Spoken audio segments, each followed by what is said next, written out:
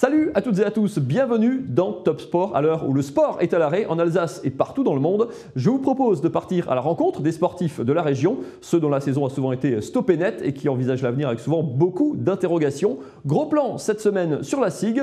Sur le terrain, la saison était très compliquée pour le club strasbourgeois, marqué par le départ de l'entraîneur emblématique de la décennie, Vincent Collet, et surtout avec beaucoup d'interrogations sur l'avenir, sur la fin peut-être du championnat après l'été, sur la préparation bien sûr de la saison prochaine et les conséquences économique de la crise actuelle, regardez. Elles ont été trop rares, ces images de victoire et de communion avec le public du Rhenus. Pourtant, en début de saison, le club se veut toujours ambitieux. La SIG a le 3e budget du championnat et la meilleure affluence de France. Mais la saison est compliquée d'entrée, une seule victoire lors des 6 premiers matchs de championnat et des interviews qui se ressemblent après chaque match. On n'avait pas assez, je pense, de niaque pour attaquer le match. On a trop cru peut-être, trop rassuré qu'on allait continuer sur notre lancée. Et malheureusement, ça n'est jamais le cas. En championnat, au moment de l'arrêt de la saison, la SIG est 10e, à 2 victoires de la 8e place et des playoffs, et avec 3 victoires d'avance sur les relégables. Le parcours en Coupe d'Europe est encore moins bon. Après avoir un temps cru à la qualification pour les 8e de finale, les Alsaciens finissent à une anonyme 7e place avec seulement 4 victoires pour 10 défaites. Les nombreux mouvements de joueurs et les problèmes de vestiaire achèvent de noircir le tableau.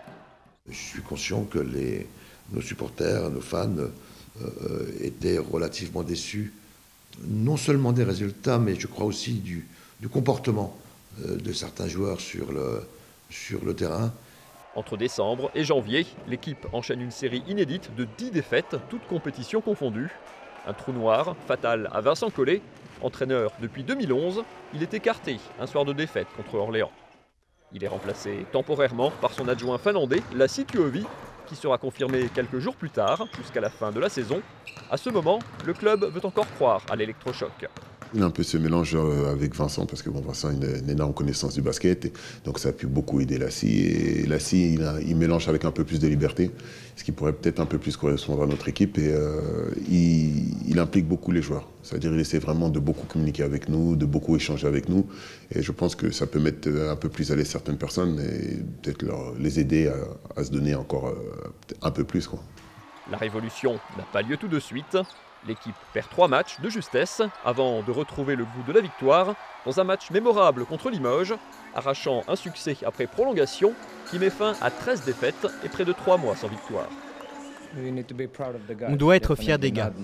On a vraiment vécu des moments difficiles, surtout eux, après ces 2 défaites d'un seul point, mais ils se sont relevés, ils se sont battus et ont montré qu'ils n'abandonnaient jamais.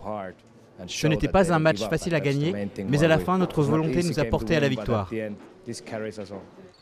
La saison s'arrête peu après. La Ligue espère pour l'instant pouvoir terminer le championnat en septembre. La SIG, elle, poursuit sa mue. L'Italien Nicola Alberani en devient le directeur sportif. Et Lassi Tuovi prolonge dans la foulée au poste d'entraîneur pour 2 saisons. Pas forcément une surprise pour son président, qui se souvient de son arrivée en 2016 aux côtés d'Henrik Detman. J'avais été frappé par 2 choses.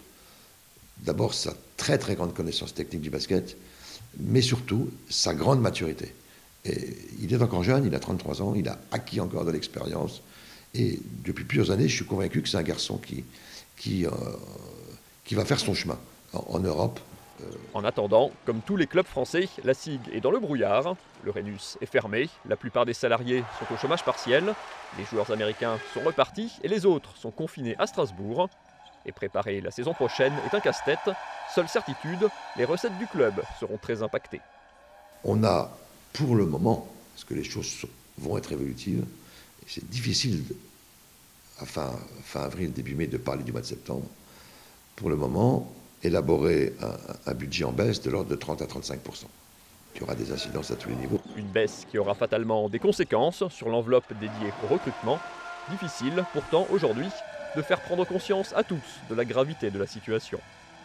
Évidemment, les joueurs, mais surtout leurs agents, font mine de ne pas toujours le comprendre, mais on leur rappelle, quelle que soit la valeur d'un joueur, à partir du moment où on est convaincu que nos budgets vont être en forte baisse, on ne dépense que l'argent qu'on a ou qu'on espère avoir, quoi.